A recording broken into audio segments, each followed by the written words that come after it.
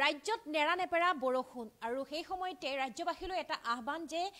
ঘৰতে থাকক অত্যন্ত যদি জৰুৰী কাম আপোনালোকৰ নাথাকে তেনেহলে আপোনালোকে ঘৰতেই থাকক সুৰক্ষিত হৈ থাকক কাৰণ নেৰানেপেৰা বৰষুণৰ ফলত আপোনালোকলৈ বিপদ আহিব পাৰে কাৰণ ঠায়ে ঠায়ে ভূমিস্খলন হ'ব পাৰে ঠায়ে ঠায়ে কৃত্ৰিম বানৰ প্ৰভাৱ যাৰ ফলত আপোনালোকৰ জীৱনলৈ বা আপোনালোকলৈ বিপদৰ আশংকা আহিব পাৰে গতিকে যদি অত্যন্ত জৰুৰী কাম নাথাকে আপোনালোকে ঘৰৰ ভিতৰতে থাকক আৰু বিগত 24 ঘণ্টাত ৰাজ্যত প্ৰবল বৃষ্টিপাত হৈছে আৰু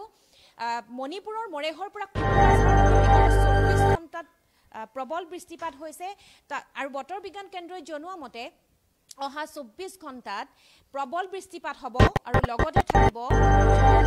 গতিকে বতৰ বিজ্ঞান কেন্দ্ৰই সতৰ্কবাণী জাৰি কৰিছে আৰু তেওঁলোকে নামনি অসমৰ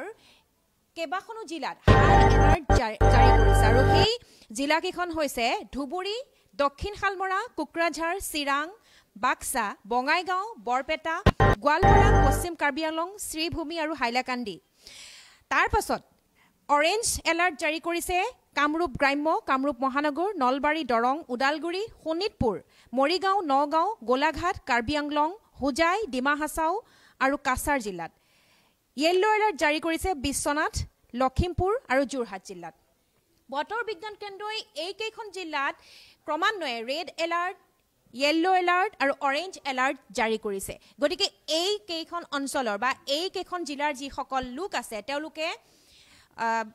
সাৱধান হৈ থাকক বিশেষকৈ ৰেড এলাৰ্ট জাৰি কৰা যিকেইখন জিলা সেই জিলাকেইখনৰ যিসকল জনতা তেওঁলোকে সাৱধান হওক সতৰ্ক হওক বংগোপসাগৰত নিম্ন চাপৰ বাবে এনেধৰণে অসম তথা উত্তৰ পূৰ্বাঞ্চলত প্ৰবল বৃষ্টিপাত হৈছে বুলি বতৰ বিজ্ঞান বিভাগে আমাক জানিবলৈ দিছে আৰু বিশেষকৈ গুৱাহাটীৰ বেলিকা কি হয় যে গুৱাহাটীত 24 ঘণ্টাত নেৰানেপেৰা আমি বৰষুণ দেখিছোঁ আৰু অহা 24 ঘণ্টাত মুখলধাৰ বৰষুণ হ'ব নেৰানেপেৰা বৰষুণ হ'ব তাৰ ফলত কৃত্ৰিম বানৰ সৃষ্টি হ'ব অধিক জটিল হৈ পৰিব গুৱাহাটীৰ এই মহানগৰীৰ এই পৰিৱেশ লগতে ভূমিস্খলন আছে কাৰণ বাৰিষাৰ সময়ত প্ৰবল বৃষ্টিপাতৰ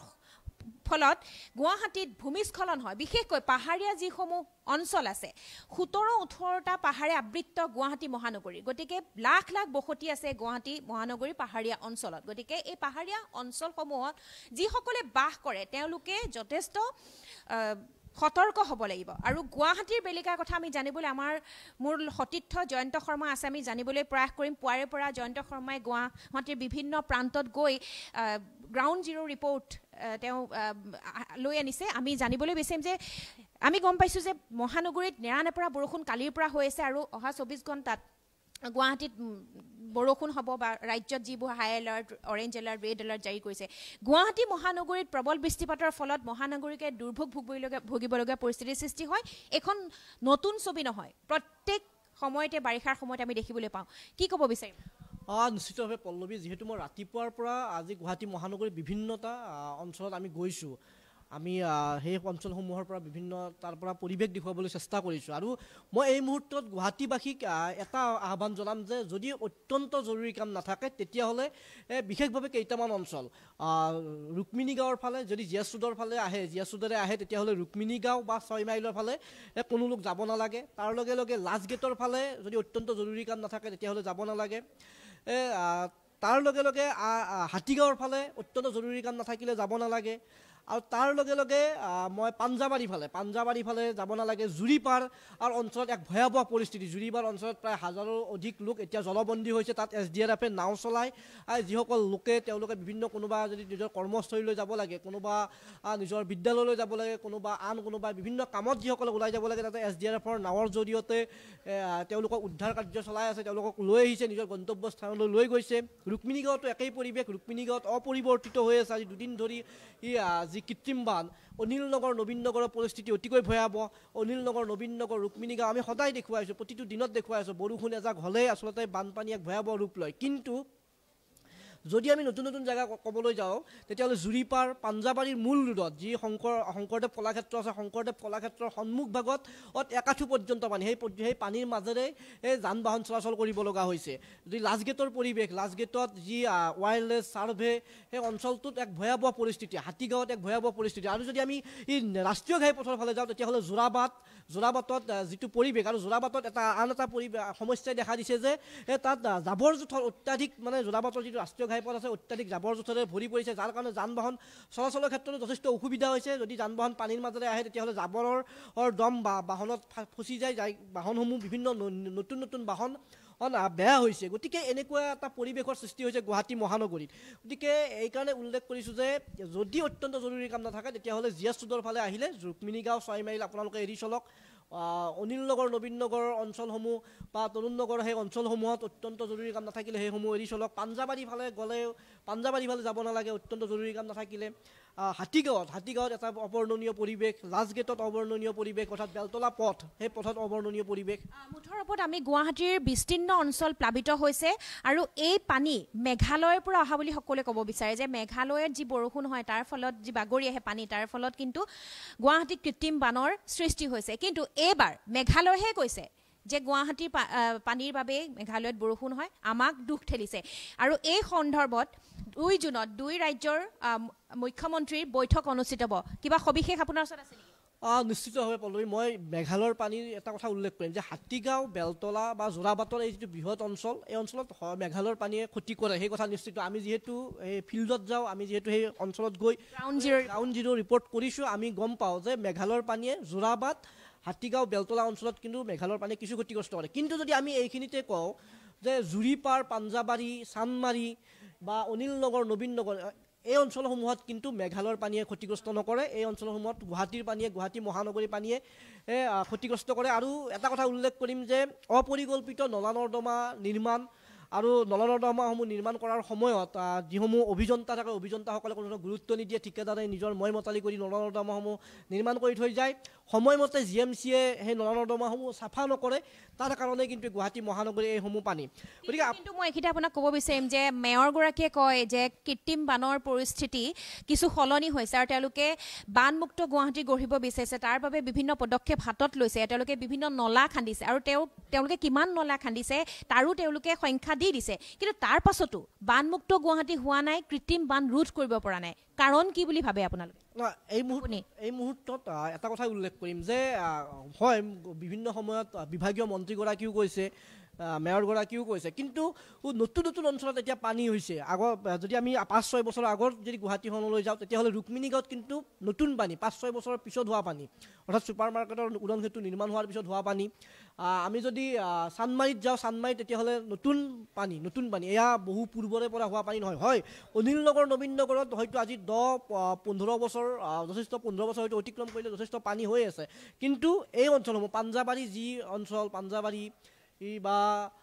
আন যিসমূহ অঞ্চল চানমাৰী মই ক'লোঁ চানমাৰী উল্লেখ কৰিলে ৰুক্মিণী গাঁও ইত্যাদি অঞ্চলত নতুনকৈ হোৱা পানী গতিকে তেওঁলোকে নলা নৰ্দমা মই উল্লেখ কৰিছোঁ যে হয় নিৰ্মাণ হৈছে নলা নৰ্দমা নিৰ্মাণ কৰিছে কিন্তু বিভাগৰ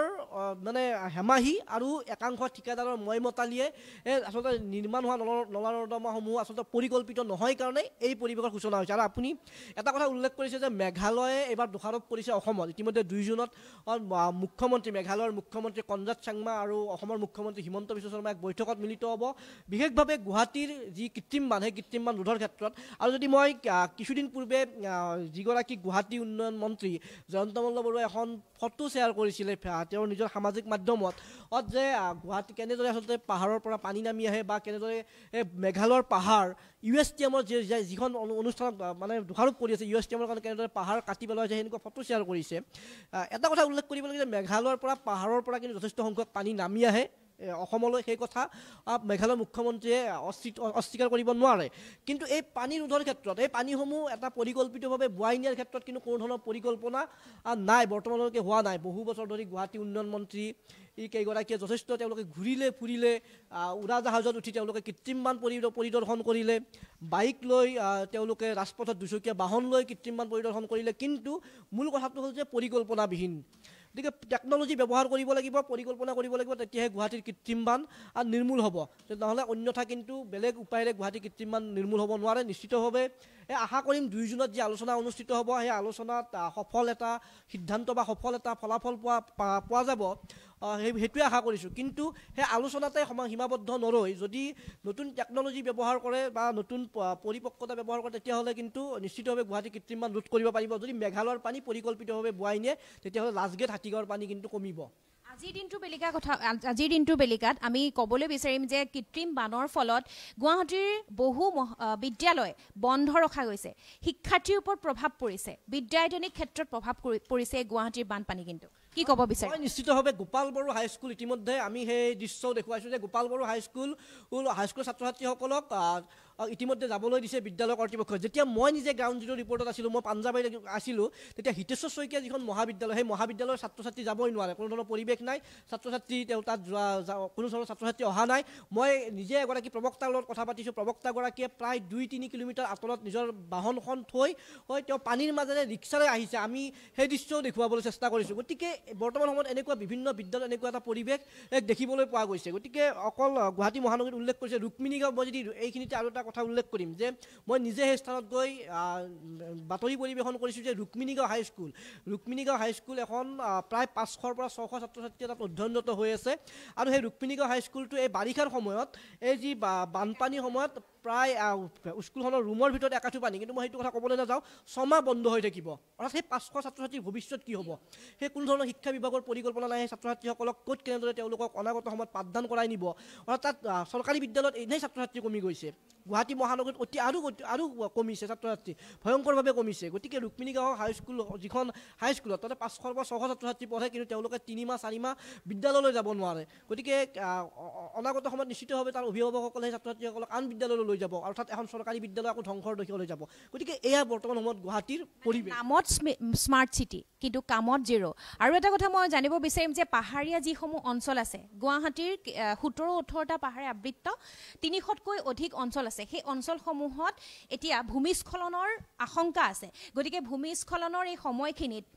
পাহাৰৰ যিসকল লোক আছে তেওঁলোকে কিন্তু সতৰ্কতা অৱলম্বন কৰিব লাগিব। নিশ্চিতভাৱে ইতিমধ্যে যি দুৰ্যোগ প্ৰশমন বিভাগ আছে তেওঁলোকে গুৱাহাটী মহানগৰীৰ কেইবাটাও পাহাৰীয়া অঞ্চল চিনাক্ত কৰিছে, বিশেষভাৱে সাৰঘুলি পাহাৰ, চান্দমাৰী পাহাৰ, আদিংগিৰি পাহাৰ, মালিগাঁও পাহাৰ, পাণ্ডু পাহাৰ, এই অঞ্চলসমূহৰ কেইবাটাও, নৰকাসুৰ পাহাৰ, এই পাহাৰসমূহৰ কেইবাটাও অঞ্চল চিনাক্ত কৰিছে যে ভূমিস্খলনৰ অত্যন্ত সম্ভাৱনা আছে।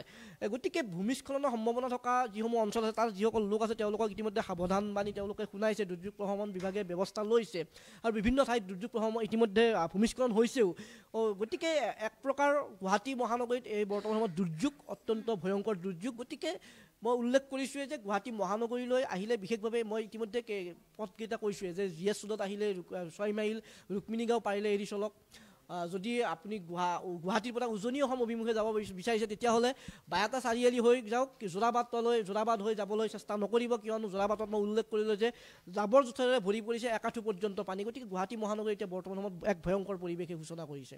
গতিকে নেৰানেপেৰা বৰষুণৰ ফলত গুৱাহাটী মহানগৰীৰ যি পৰিস্থিতি, যে স্মাৰ্ট চিটি বুলি গুৱাহাটী মহানগৰীক কোৱা হয়, কিন্তু আপোনালোকে পৰিস্থিতি নিজে দেখিছে কেনেধৰণৰ এক অবৰ্ণনীয় পৰিস্থিতি। ঠায়ে ঠায়ে পানী জমা হৈছে, বিস্তীৰ্ণ অঞ্চল পানীত বুৰ গৈছে, ভূমিস্খলনৰ আশংকা আছে, শিক্ষাৰ্থীয়ে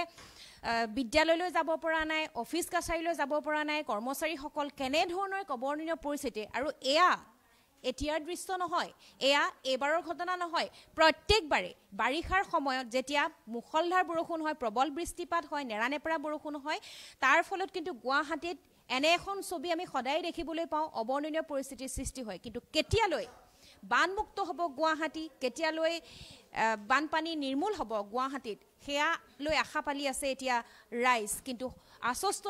কৰি আছে, তেওঁলোকে আশ্বাস দি আছে, আশ্বাস প্ৰদান কৰি আছে, কিন্তু এতিয়াও সেইখিনি কাৰ্যকৰী কৰিব পৰা নাই বিভাগীয় কৰ্তৃপক্ষই। গতিকে জয়ন্তই গুৱাহাটীৰ যি অবৰ্ণনীয় পৰিস্থিতিৰ কথা সবিশেষ আপোনালোকক জনালে।